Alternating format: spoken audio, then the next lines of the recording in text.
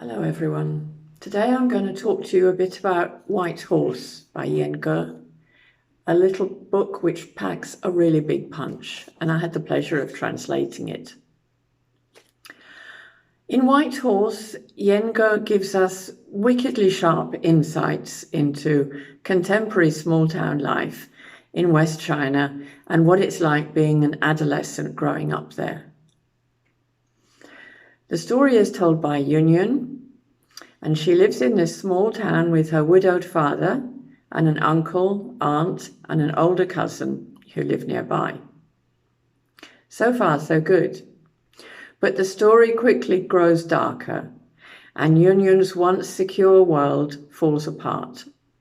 She discovers that the relationships between the adults are founded on terrible lies, and the spectre of mental disintegration looms.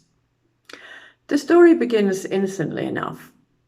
I'm going to read a bit from chapter 1. My cousin Zhang Qing and I may not have been the prettiest girls in our small town, but we certainly thought we were. One day, when my aunt was out, the pair of us sneaked into her room and pulled all her scarves out of the drawer. Then we stripped down to our vests, wound the scarves around our head and shoulders, and stood gawping at ourselves in the mirror. Hey, why are we such good lookers? Asked Qing. We're the best looking in the whole world, I said. So who wins out of us two? Qing asked. I gave her a long look, then said reluctantly, You're prettier than me. My cousin pulled the scarf down a bit, décolleté style, so you could see her collarbone. She had soft, budding breasts and turned sideways on to the mirror, sticking her chest out so that she could admire her figure. I gazed at her breasts enviously because I had nothing. We carried on messing around, rifling through the drawers again and finding my aunt's lipstick. It was the kind that coloured up when it was on your lips. We smeared it on and waited, and then my cousin said, It only goes red in the sunshine. Still swathed in scarves, we went out onto the balcony to sun ourselves. But it was still early in the year in Chile. And Chile. Of course, neither of us would have admitted that to the other.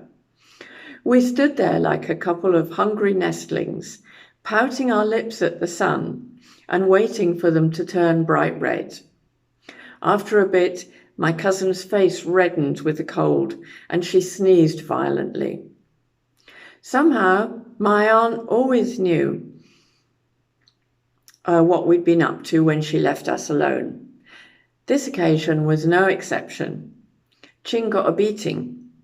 That prettiest face in the world was soon running with tears and snot, and was no longer quite so pretty. My aunt thrashed her daughter from the sitting room to the bedroom, and from the bedroom to the sitting room, while my cousin cried so hard that I felt my heart breaking for her. I stood by the front door, not daring to move, bawling my eyes out. Then my aunt had to go and start the dinner. When I heard her tearing the spinach, I sneaked into the bedroom where my cousin lay sprawled on the bed, limp and exhausted. She had no more tears left to cry and sobbed soundlessly. I'm so envious of you for not having a mother, she said fiercely. I didn't know how to comfort her. I just sat beside her on the bed, patting the hem of her jacket and said, Honestly, it's quite nice to have a mum.